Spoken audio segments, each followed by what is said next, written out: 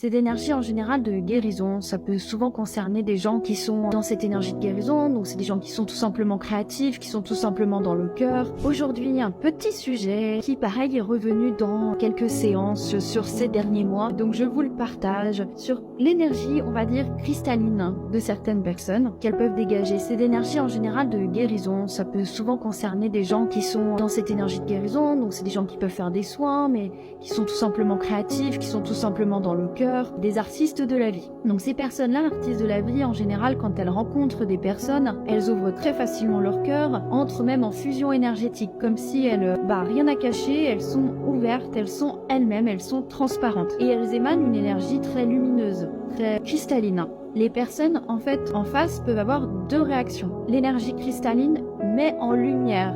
Donc, quand des personnes ont des choses un petit peu à cacher, même inconsciemment, des gens qui ont besoin d'être dans leur personnage, qui ont besoin d'être vus de telle et telle façon, qui sont vraiment dans le contrôle, ces personnes-là n'aiment pas trop ce genre d'énergie cristalline, ces énergies un petit peu de guérison, donc ils peuvent rentrer en réaction parfois vive et incomprise, parce qu'elle est souvent sans contexte. La personne qui va avoir l'énergie vive, cristalline, va arriver avec son cœur ouvert, et elle peut, entre guillemets, se prendre des réflexions irrationnelles, des comportements qui vont être assez agressifs, et elle ne peut ne pas les comprendre. Donc, elle vient en gros rentrer en fusion, elle fusionne avec les corps de l'autre, et l'autre se sent agressé énergétiquement, donc repousse violemment cette énergie de lumière. Parce que l'énergie de lumière met en lumière les zones d'ombre. Ces personnes-là n'ont pas envie de voir leurs zones d'ombre, et c'est d'ailleurs pour ça qu'on voit beaucoup les défunts quand on voit les âmes qui sont égarées, souvent elles mettent du temps à monter, parce que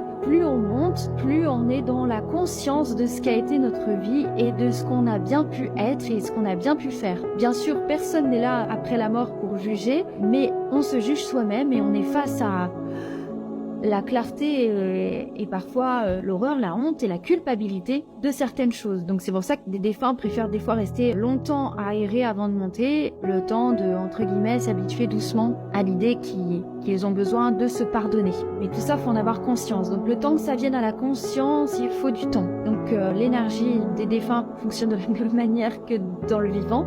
Certaines personnes refusent cette énergie, on va dire, de clarté et la mettent à distance. Donc, petit conseil pour les personnes qui se reconnaissent et qui se disent mais oui effectivement, soit on m'adore, soit les gens aiment mon contact, ils veulent être avec moi, ils disent qu'est-ce que ça me fait du bien d'être avec toi, que ça me fait du bien de te parler, ou effectivement j'ai des réactions violentes même quand je parle pas. Donc ça, vous l'aurez compris, à ce moment-là, si vous êtes ce genre de personne, protégez-vous. Votre cœur, ne le mettez pas comme ça. Laissez-le là où il doit être, en vous. Mais partez du principe que vous avez comme un insert de cheminée qui protège votre cœur, c'est-à-dire vous illuminez, vous réchauffez, mais vous le laissez entre guillemets pour vous, à votre disposition, et les gens qui ont envie d'être à votre contact et qui sont respectueux de vous vont venir naturellement. Mais si vous donnez comme ça votre cœur de manière extrêmement honnête et trop franche, certaines personnes ne vont pas l'aimer et vont préférer le piétiner. Donc vous allez en souffrir. Donc il faut rester un petit peu sur ses gardes, en vigilance, dans l'observation des choses,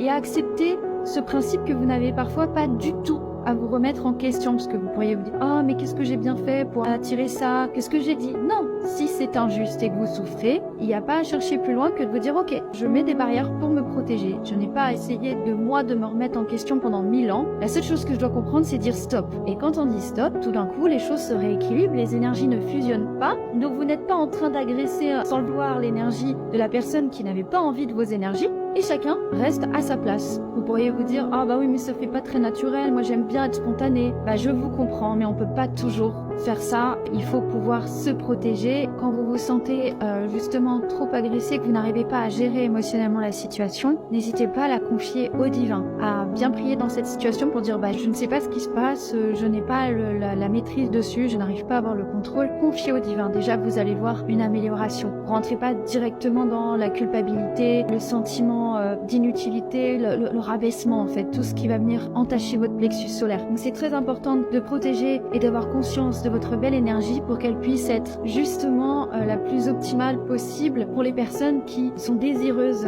de la partager et qui sont désireuses de passer du temps avec vous. Donc tout le monde est gagnant dans cette histoire, et vous perdez pas votre temps avec des personnes qui juste vous n'avez rien à faire en fait. Voilà.